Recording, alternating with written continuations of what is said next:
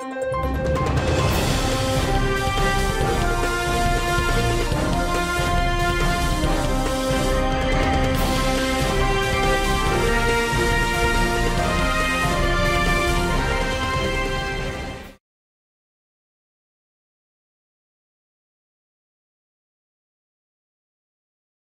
après-midi, je trouve ça extraordinaire. Quand on est arrivé, j'ai eu un peu peur. Je ne vous cache pas que je suis passé ici en juin 2019, avant les locales. Bon, il y a eu une grosse pluie qui nous a dispersés, donc on n'a pas eu une mobilisation. Et je peux vous dire cet après-midi, par rapport à la population du Mango, personnellement, je trouve que c'est une mobilisation extraordinaire. Vous avez vu la réactivité de la foule. C'est pour moi un très grand plaisir.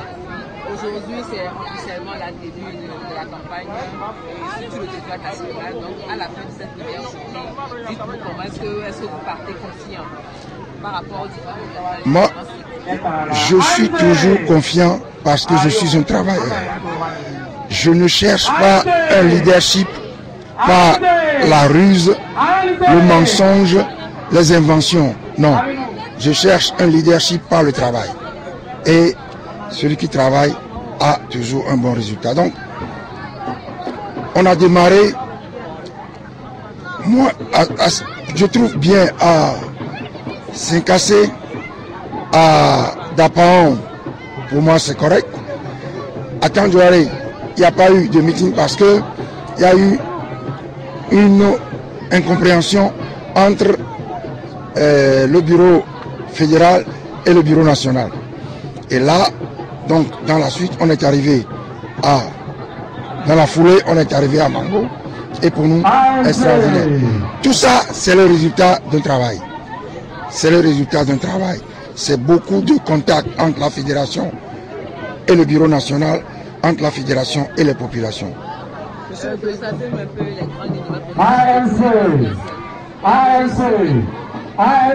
C'est un projet de société que j'ai présenté en 2014 pour 2015, que j'avais intitulé « Mes engagements pour le Togo ». Bon, tout le monde y pioche quelque chose. J'en suis fier, même le pouvoir en place. Et cette fois-ci, j'ai un programme, donc je ne vais pas inventer un nouveau programme. J'ai juste actualisé le programme pour l'appeler mes engagements renouvelés pour le Togo, en gardant la même structure, mais en l'enrichissant, en enlevant ce qui a déjà été pioché, volé par l'adversaire, et en y ajoutant certaines choses. Et donc c'est un projet de société qui s'articule autour de deux axes principaux. Un, la construction d'un état de droit. Parce que je continue de dire et j'affirme que le Togo est un pays bizarre qui fait tout pour ne pas avoir un état de droit. C'est une spécialité togolaise. Les autorités violent continuellement la loi. Donc il faut tout mettre en œuvre pour que et l'État et les citoyens soient soumis à la loi. Il n'y a pas de raison que l'État soit au-dessus de la loi et que les citoyens, lui, au-dessus de la loi. Non. Tout le monde doit être sur le même pied. Je n'ai pas fini. Le deuxième niveau, c'est la gestion rigoureuse des finances publiques.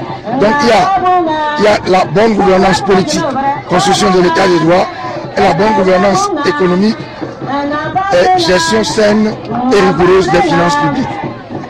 Il y a éviter les gaspillages, éviter de se mettre de l'argent dans les poches. C'est faisable. Il faut simplement que tout le monde soit soumis à la loi et que les procédures soient strictement observées.